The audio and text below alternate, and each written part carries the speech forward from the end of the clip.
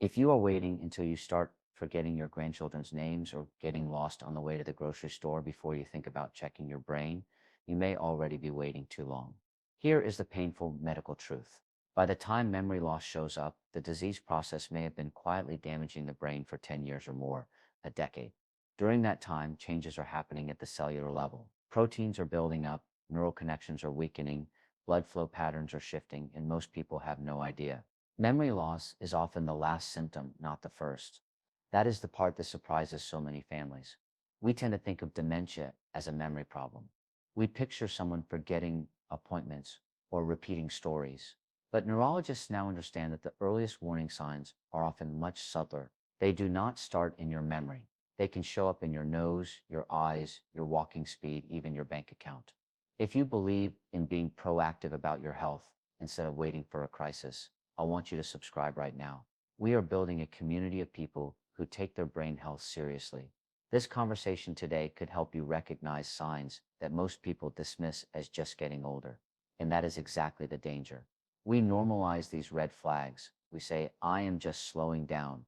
I am just a little clumsy. I am just not as sharp with numbers as I used to be.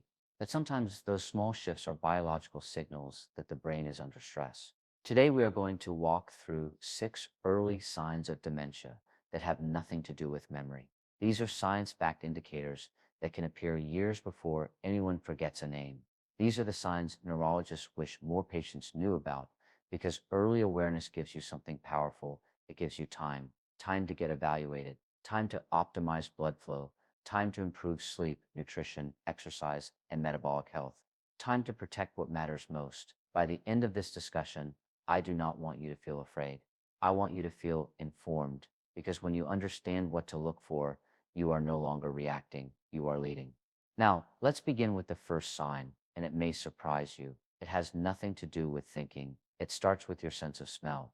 Let's begin with something most people would never connect to the brain, your sense of smell. You might notice that your morning coffee does not smell as rich as it used to. Maybe when you slice a lemon, the scent feels faint. Perhaps you walk into the kitchen and cannot quite detect the aroma of dinner cooking the way you once could. Some people even fail to notice the smell of natural gas from the stove. Most of us dismiss this. We blame allergies. We blame aging. We assume it is just a sinus issue. But biologically, your sense of smell is directly wired into some of the most vulnerable regions of the brain when it comes to Alzheimer's disease. The olfactory nerve, which carries smell signals from your nose to your brain, connects straight into the hippocampus and the internal cortex. These areas are ground zero for Alzheimer's. They are among the first places where abnormal proteins begin to accumulate and where neural circuits start to break down. This is not theoretical. The science here is remarkably strong. Researchers at the University of Chicago, led by Dr. followed nearly 3,000 older adults. They performed simple smell identification tests using common sense. The findings were striking. Individuals who could not correctly identify at least 4 out of 5 familiar smells were more than twice as likely to develop dementia within the next 5 years compared to those with a normal sense of smell. Twice the risk within 5 years. That is a powerful signal. In fact, the association was so consistent that some researchers have suggested smell testing could serve as a low-cost, non-invasive early warning system for cognitive decline. Think of your olfactory nerve like the canary in a coal mine. In the old mining days, miners brought canaries underground because these birds were extremely sensitive to toxic gases. If the canary stopped singing, it was a warning that the air was becoming dangerous. In your brain, the olfactory system is just as delicate. It is thin. It is highly exposed. It is vulnerable to the very protein changes that drive dementia. When familiar smells fade or become distorted, that canary may be signaling that something deeper is happening in the brain. Now, here's the important part. Do not panic if you have a cold or seasonal allergies. Temporary smell loss can happen for many reasons. What we are concerned about is a persistent and noticeable decline in your ability to identify common everyday scents. So what can you do? First, become aware. The next time you pour your morning coffee, pause, take a deliberate breath. Notice the aroma. When you open a jar of peanut butter, smell it. When you peel an orange, inhale deeply. Engage your sense of smell intentionally. There is even something informally called the peanut butter test. If you repeatedly notice that you cannot recognize the scent of something that should be unmistakable, and this change persists over weeks or months, bring it up with your doctor. Ask about a smell identification test. It is simple, it takes minutes, and it provides meaningful data. Your nose may be telling you something long before your memory does. Now, let's move to the second sign. And this one often sends people to the eye doctor over and over again without anyone realizing the true source of the problem. This is not about blurry vision. It is not about needing stronger reading glasses. It is not about cataracts. This is about visual spatial processing. In other words, your eyes can see clearly, but your brain is struggling to interpret what it sees in space. You might reach for a glass of water and miss it even though you can see it perfectly. You may misjudge the distance between your car and the one in front of you when you are parking. Maybe you have stopped driving at night, not because of glare, but because you cannot accurately judge how fast other cars are approaching or how far away the exit ramp is. Some people begin to trip more often on stairs. They see the steps clearly, yet their foot does not land where they expect it to. Others feel momentarily disoriented, walking down a familiar hallway, unsure where the floor ends and the wall begins. These are not simple vision problems. These are brain processing problems. The occipital lobe at the back of your brain is responsible for receiving visual input. The parietal lobe helps interpret spatial relationships, distance, and movement. When early neurodegenerative changes affect these regions, the image coming into your eyes may be sharp, but the brain's ability to assemble that image into a coherent map of the world begins to falter. Think of it like this. Your eyes are a high-definition camera. The lens is clear, the focus is sharp, but the processor that interprets the footage is running slowly. The data arrives, but the interpretation lags. There is compelling research supporting this connection. A study published in JAMA found that thinning of the retinal nerve fiber layer was significantly associated with cognitive decline. The retina is technically part of the central nervous system. It is a window into the brain. Changes in the retina can reflect changes in neural tissue deeper inside the skull. In addition, researchers at the University of California, San Francisco have studied a form of dementia known as posterior cortical atrophy. In this condition, visual difficulties often precede memory loss by years. Patients frequently visit optometrists for new prescriptions because something feels off. Yet, standard eye exams cannot fully explain the problem. The issue is not in the lens, it is in the neural networks processing visual information. This distinction is critical. Blurry means the image itself is unclear. Confusing means the image is clear, but your brain cannot accurately determine where objects are in relation to each other. If you can read the sign but cannot judge how far away it is, that is a neurological cue. So here's what I want you to do. Pay attention to patterns.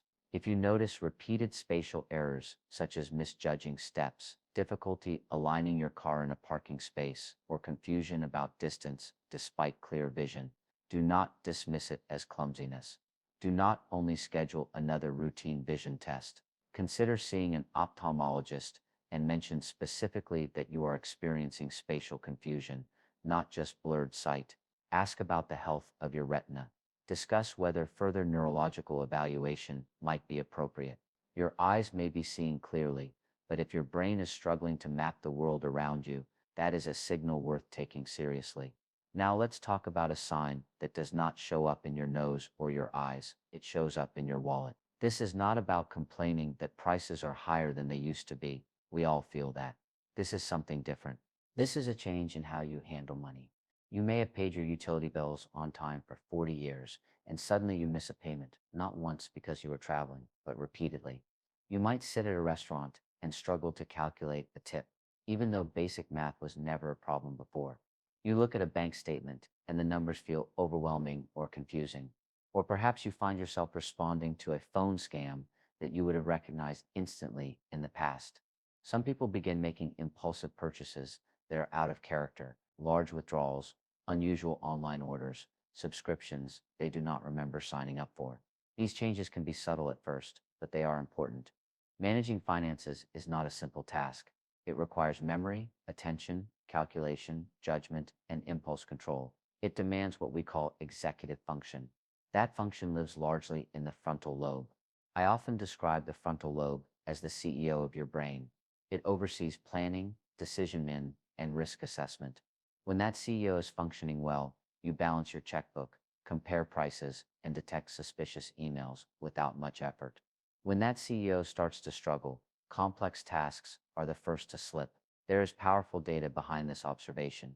Researchers from the Federal Reserve Bank of New York, working together with investigators from Georgetown University, analyzed financial records and credit data from thousands of individuals.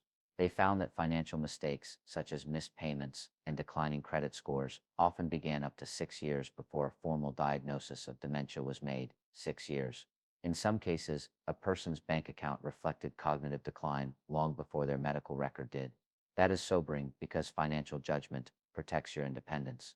It safeguards your savings. It shields you from exploitation. Imagine your financial judgment as a gatekeeper standing at the entrance to your hard-earned assets. If that gatekeeper becomes distracted or falls asleep, the gate is left open. Scammers, impulsive decisions, and errors can slip through.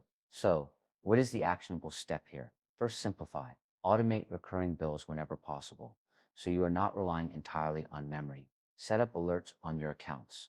Reduce unnecessary complexity. Second, communicate. Bring a trusted family member, spouse, or financial professional into the loop early. This is not about giving up control. It is about having a co-pilot. If something feels confusing, or if you notice double payments or unexplained transactions, treat that as a medical signal, not just a clerical mistake. Financial errors are not simply bookkeeping problems. They can be neurological clues. If you see a pattern emerging, do not brush it aside. Discuss it with your doctor. The earlier these changes are recognized, the more opportunity you have to intervene. Your brain's executive function is deeply tied to your independence. Protecting it means paying attention not only to your memory, but also to how you manage your daily life. Now, let's talk about something that can be especially painful for families to witness: a shift in personality, a loss of drive, a quiet withdrawal from life. This is apathy, and I want to be very clear. Apathy is not the same as depression. Depression often carries sadness, hopelessness, negative thoughts, or emotional distress. Apathy is different. Apathy is the absence of feeling. It is the absence of initiative. It is when someone who used to care deeply simply stops caring. You may have been the person who organized the weekly card game, volunteered at church, or met friends for coffee every Friday, and now you just do not feel like going. Not because you are sad, not because you are upset, you just cannot be bothered. You might find yourself sitting in your favorite chair for hours, not reading, not watching television, not sleeping, just existing. When family members invite you to dinner or a birthday party, you decline, not with irritation, but with indifference. That indifference can be a biological sign. The brain has specific circuits responsible for motivation and initiative. These circuits involve frontal systems and connections deep within the brain that help generate what I like to call the spark of engagement. When those systems are compromised by early neurodegenerative changes, the spark weakens. In some forms of dementia, particularly frontotemporal dementia, personality changes and apathy can appear years before memory loss becomes obvious. The person is not choosing to withdraw. The engine that initiates action is misfiring. Research published in the Journal of Neurology, Neurosurgery, and Psychiatry examined more than 2,000 individuals and found that apathy was a strong predictor of future dementia. In many cases, apathy showed up well before measurable memory decline. Think of the brain as an orchestra. When everything is functioning well, the conductor lifts the baton and the music begins. Apathy is what happens when the conductor walks off the stage. The instruments are still there, the musicians are still capable, but no one signals the start of the performance. This can be confusing and frustrating for loved ones. Family members may interpret apathy as laziness or stubbornness. They might say, "You just need to try harder." But if the neural circuits that drive initiative are impaired, trying harder may not be enough. So what can you do? First, recognize that this may be a medical symptom. If you notice a persistent and unexplained loss of interest in activities that once brought joy, take it seriously. Second, gently push engagement. Use it or lose it applies not only to muscles, but also to social and emotional circuits. Even small steps matter. A short walk with a neighbor, a scheduled lunch once a week, a simple hobby that involves interaction. If you are the one feeling the withdrawal, do not wait for motivation to magically return. Sometimes action must come first, and feeling follows. If you are caring for someone who seems indifferent, approach them with compassion. Understand that this may not be a personality flaw. It may be a biological shift. Apathy is subtle. It can be dismissed as aging or personality change, but in the right context, it can be an early neurological signal. And when you see it clearly for what it may be, you can respond with support instead of frustration. Now let's move into something that often happens right in the middle of a conversation. It can feel small at first, a hesitation, a pause, a substitution, but over time it becomes more noticeable. This is not just forgetting a word. Occasionally we all have moments when a name slips our mind. What we are talking about here is a pattern, a breakdown in language fluency. There is a specific term for this. It is called circumlocation. Instead of retrieving the precise word, you talk around it. You cannot find the word watch, so you say the thing on my wrist that tells time. You forget the word toaster, so you call it the bread heater. You might say that thing or stuff or, you know what I mean, more frequently, because the exact noun will not come to you. The word is there somewhere. You can almost feel it. It is on the tip of your tongue, but you cannot access it efficiently. Language is largely housed in the temporal lobe, usually on the left side of the brain for most people. This region stores and retrieves vocabulary. When early neurodegenerative changes affect this area, the words are not erased immediately. Instead, the pathway to retrieve them becomes less efficient. I like to use this image. Imagine your vocabulary is a well-organized library. In a healthy brain, you walk in, ask for a book, and the librarian instantly hands it to you. In early cognitive decline, the books are still on the shelves, but the librarian is missing. You wander the aisles. You know the book exists. You just cannot find it quickly. That repeated struggle is what matters. Research from the Wisconsin Registry for Alzheimer's Prevention tracked verbal fluency in hundreds of adults who were at risk for cognitive decline. They found that subtle reductions in the ability to retrieve words quickly could be detected nearly a decade before mild cognitive impairment was formally diagnosed, nearly 10 years. This does not mean that every instance of word-finding difficulty signals dementia, fatigue, stress, and normal aging can all influence recall. What raises concern is a consistent and progressive pattern. If conversations become more frustrating, if storytelling becomes difficult because you lose your train of thought halfway through, if you rely heavily on filler words because specific vocabulary feels locked away, language fluency is a sensitive cognitive measure. It reflects processing speed, memory retrieval, and neural connectivity. So, what can you do? First, do not give up when a word does not come immediately. Pause, breathe, try to describe it differently. Search for synonyms. Actively engage the retrieval process instead of defaulting to vague placeholders. Second, read aloud regularly. Reading aloud forces your brain to process language visually and verbally at the same time. It strengthens connections between recognition and retrieval. Third, challenge yourself with conversation. Tell stories, explain ideas, engage in discussions that require precise language. These are workouts for your verbal networks. If you notice a clear decline in fluency that is new and persistent, bring it up with your physician. Language changes are not just communication issues. They can be neurological clues. Your words are part of your cognitive fingerprint. When access to them becomes consistently strained, it is worth paying attention. Now, let's come down to your feet. Most people think walking is purely physical: strong legs, healthy joints, good balance. But walking is actually a highly complex cognitive task. Every step requires coordination between multiple brain regions. You have to judge distance, adjust to changes in the ground, maintain balance, coordinate muscle timing, and sometimes carry on a conversation at the same time. Your brain is constantly calculating in the background. When early neurodegeneration begins to affect processing speed and executive function, one of the first subtle changes can appear in how you walk. Doctors sometimes refer to this pattern as motoric cognitive risk syndrome. It describes a situation where someone walks significantly slower than their peers, even though they do not have major arthritis or a clear orthopedic issue. You may notice that you are no longer keeping pace with friends your age. Maybe your steps feel shorter. You begin to shuffle slightly instead of lifting your feet cleanly, or something even more specific happens. When you are walking with someone and they ask you a question, you find that you have to stop walking in order to answer. That pattern has a name. It is called stops walking while talking. And clinically, it is significant. Researchers at the Albert Einstein College of Medicine followed older adults over several years. They found that individuals who walked more slowly without a clear physical explanation were at higher risk of developing dementia. In fact, the phrase slow walker, slow thinker emerged from this line of research. It reflects the idea that cognitive processing speed and walking speed are closely linked. Here's a simple way to understand it. Imagine your brain has a limited amount of bandwidth, like an internet connection. When it is healthy, there is enough bandwidth to handle multiple tasks at once: walking, balancing, talking, scanning your environment. But if the brain is under strain from early disease processes, part of that bandwidth is already occupied. There is less capacity left for smooth, coordinated movement. So your steps slow down, you hesitate. You may need to stop moving in order to focus on speaking. That is not just aging, that is a signal.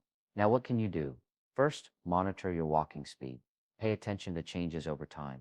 If you consistently feel slower than others your age and there is no obvious joint problem causing pain, take note. Second, challenge your brain and body together. Activities like Tai Chi, dancing, or any form of coordinated movement require synchronization between cognition and motion. They are powerful because they train multiple neural circuits simultaneously. And if you notice a clear and unexplained decline in your walking speed or coordination, especially if you have to stop walking just to carry on a simple conversation, bring it to the attention of a neurologist. Do not assume it is just your knees. Your gait can reflect your cognitive health long before memory changes become obvious. The way you walk may be one of the earliest windows into how your brain is functioning. We have covered a lot today, and I want to bring it all together clearly. Dementia is not just about memory loss. In fact, memory loss is often one of the later signs.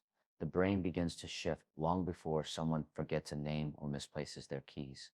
The six early signs we discuss are loss of smell, visual spatial confusion, financial errors, apathy, and social withdrawal, word finding difficulty, and changes in gait.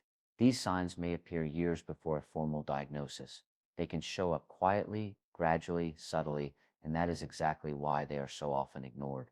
But here is the empowering truth. Early awareness changes the story. Knowing these signs is not about creating fear, it is about creating opportunity. When you recognize early neurological signals, you have time.